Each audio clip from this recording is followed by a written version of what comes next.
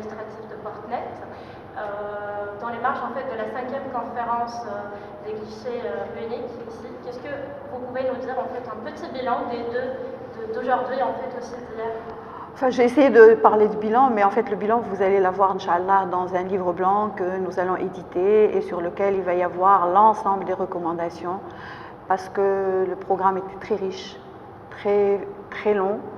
C'est 2 journées de forum en plein air, des journées d'ateliers thématiques, dans lesquels il y a eu beaucoup d'interventions. Nous avons eu des partages africains, régionaux, même européens, même du Moyen-Orient. Nous avons eu vraiment beaucoup de partage d'expériences et beaucoup de partage de choses réussies.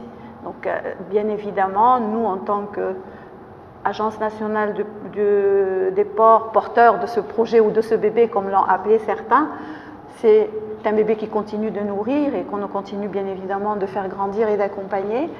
Et bien évidemment, en tant que Portnet, qui est une jeune société qui porte justement le projet du guichet unique nationaux et qui, de l'avis de tous, est un projet qui est un projet bien géré, bien maîtrisé, qui a pu dès le départ faire fédérer l'ensemble des opérateurs, qu'ils soient publics ou privés, l'ensemble des administrations qui sont concernées directement ou indirectement par le commerce extérieur.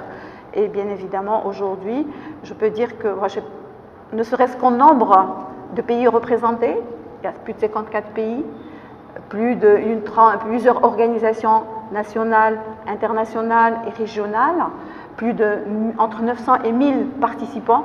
Tout cela, je pense, est un gage de réussite de ces deux journées, mais nous avons encore demain une demi-journée, si je peux dire, qui aussi va consacrer probablement la femme, parce qu'elle va parler du rôle de la femme dans le trading et comment on doit faire que le genre ne soit plus un obstacle pour entreprendre et pour commercer. Est-ce que vous pensez qu'aujourd'hui au Maroc, une femme peut entreprendre facilement? Je pense que, je vais peut-être parler plutôt par rapport à moi-même. Je n'entreprends pas, c'est vrai que je gère un établissement public, c'est plus facile, mais je pense que le fait d'entreprendre, dès qu'une femme se met dans la tête qu'elle est une femme, elle se met déjà des obstacles. Et donc entreprendre n'appartient pas à un genre, je dirais, c'est en nous. On a l'esprit d'entreprendre ou on ne l'a pas, on la nourrit ou on l'a. Mais c'est vrai que les femmes, pour moi, la meilleure façon d'entreprendre, c'est déjà de créer sa famille, de la gérer, de faire élever ses enfants, et non seulement on sait le faire, et si on sait faire ça, c'est une petite entreprise. Pourquoi on ne peut pas le faire autrement, si ce n'est par l'obstacle de se dire on est une femme, donc on ne sera pas capable de le faire. Et dès qu'on se met ce rideau-là devant nous, ça devient difficile et on a besoin de commencer à courir et à sauter les haies. Et bon, des fois on y arrive, des fois on n'y arrive pas, parce que c'est pas facile jusqu'à aujourd'hui. Entreprendre était au masculin et non indéfini. Enfin, c'était pas, voilà. Et donc, je pense qu'aujourd'hui au Maroc, alhamdoulilah, c'est vrai que c'est en train d'être fait. Pourquoi on ne dit pas pourquoi une femme n'est pas médecin? Il y a bien beaucoup de femmes qui sont médecins, il y a beaucoup de femmes qui sont aujourd'hui dans l'enseignement, il y a bien des femmes qui sont ministres, on n'a pas à se plaindre, sincèrement, et on a de la chance. La Constitution de 2011 a donné plein pouvoir pour que le genre ne soit plus un obstacle et que nous sommes tous égalitaires devant la loi, devant le fait d'entreprendre, devant chacun. Nous sommes tous citoyens marocains et nous avons tous les mêmes droits, qu'on soit homme ou femme. Et vous êtes la preuve de ça, vous êtes à la tête du conseil administratif de Portnet, qui est une réussite certainement, qui a été présentée comme modèle. D'ailleurs, il y avait plusieurs participants à la conférence qui ont parlé positivement du portail.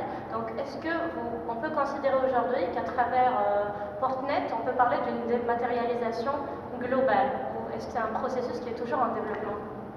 L'objectif est une dématérialisation globale. Mais, comme je l'ai dit, c'est un processus long et il faut fédérer. Et c'est un maillon. Le commerce extérieur est une chaîne où il y a plusieurs maillons et chaque maillon a ses spécificités. Donc nous avons commencé dans un premier temps à faire le maillon portuaire. Et ça, nous l'avons réussi en 2012-2013, il était opérationnel.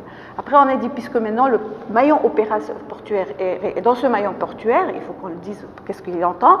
Il y avait bien évidemment l'Agence nationale des ports, il y avait la douane, il y avait les agents maritimes qui sont les représentants des navires, plus les transitaires. Donc une fois qu'on a fédéré tout ce qui était autour du port, on s'est dit, maintenant que tout ce monde-là est fédéré, et avec bien évidemment l'accompagnement du ministère du Commerce extérieur, on s'est dit, on va généraliser au reste. Et donc on est passé aux banques et on a mis l'opérateur au cœur du système. Le zéro papier est l'objectif de Portnet, de tout guichet unique.